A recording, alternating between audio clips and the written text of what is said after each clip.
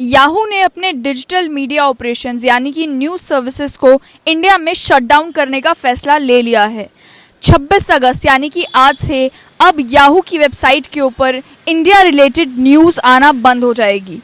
ये इसलिए हुआ है क्योंकि आप जानते हैं कि गवर्नमेंट ऑफ इंडिया की जो गाइडलाइंस थी फॉरेन डायरेक्ट इन्वेस्टमेंट रेगुलेशंस को लेकर, उसमें पिछले साल ये डायरेक्शंस आई थी कि जितनी भी न्यूज़ मीडिया ऑर्गेनाइजेशंस हैं जिनमें फॉरेन डायरेक्ट इन्वेस्टमेंट 26% से ज़्यादा है, उन्हें अक्टूबर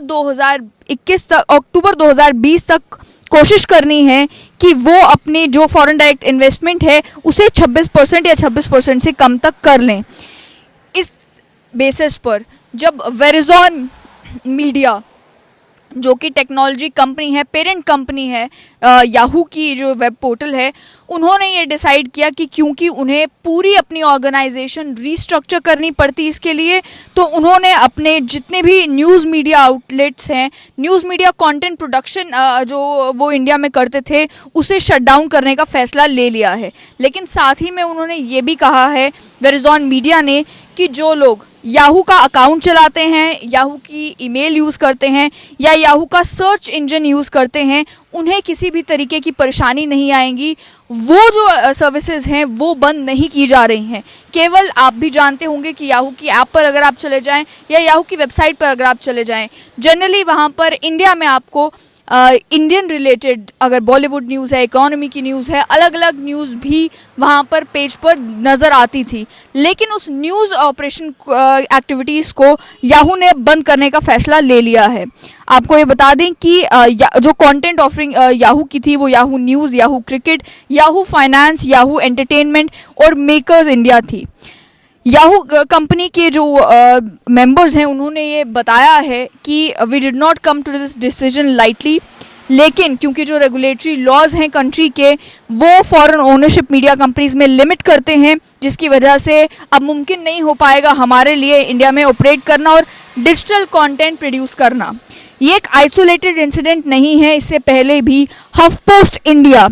के वेबसाइट के एडिटर इन चीफ अमन सेठी ने कहा था कि हफ पोस्ट है वो भी बंद की जा रही है। हालांकि हफ पोस्ट इंडिया ने डायरेक्टली ये नहीं कहा था कि इंडिया के जो रेगुलेटरी लॉज अब चेंज हुए हैं, फॉरेन डायरेक्ट इन्वेस्टमेंट को लिमिट किया गया है 26% तक, उसकी वजह से वो बंद कर रहे हैं अपनी वेबसाइट को। लेकिन अंदाज़ा अटकलें यही लगाई जा रही थी कि वही एक मेन कारण है जिसकी वजह से हफ पोस्ट इंडिया ने भी अपने ऑपरेशंस जो हैं वो इंडिया में बंद कर दिए थे। इसके अलावा आपको थोड़ी सी डिटेल में बता दिया जाए कि union ministry of information and broadcasting ने एक नोटिस इशू किया था जिसमें जितनी भी एंटिटीज़ इन्वॉल्व थी डिजिटल मीडिया में न्यूज़ स्ट्रीम करने के लिए, यानी कि जो वेबसाइट के थ्रू न्यूज़ डालते थे या जो वीडियोज़ अपलोड करते थे न्यूज़ की, उन्हें ये कहा गया था कि वो फॉरेन डायरेक्ट इन्वेस्टमेंट अपनी जो है उसे 26% से कम तक रखें। अगर वो 26% से कम तक अक्टूबर 15, 2021, माफ़ कीजिएगा मैंने पहले 2020 कहा था, अक्टूबर 15, 2021 तक का समय दिया गया था जितनी भी न्यूज़ मीडिया ऑर्गेनाइजेशंस हैं जिनकी फॉरेन डायरेक्ट इन्वेस्टमेंट 26% से ज़्यादा है कि वो अपनी इस इन्वेस्टमेंट को कम कर लें।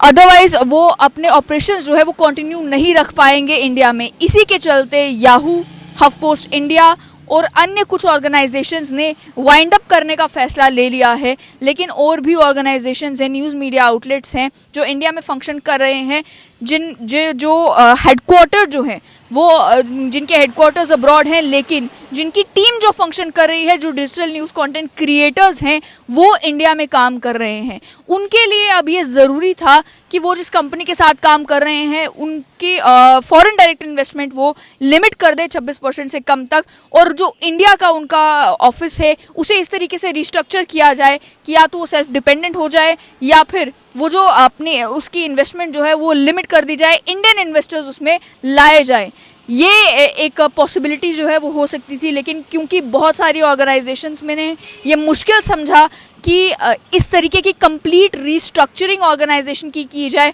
इंडिया के रेगुलेटरी लॉज को फॉलो करने के लिए, तो इन ऑर्गेनाइजेशंस ने डिसीजन ये ले लिया कि हम अपने ऑपरेशंस ही यहाँ से वाइंड अप कर लेंगे।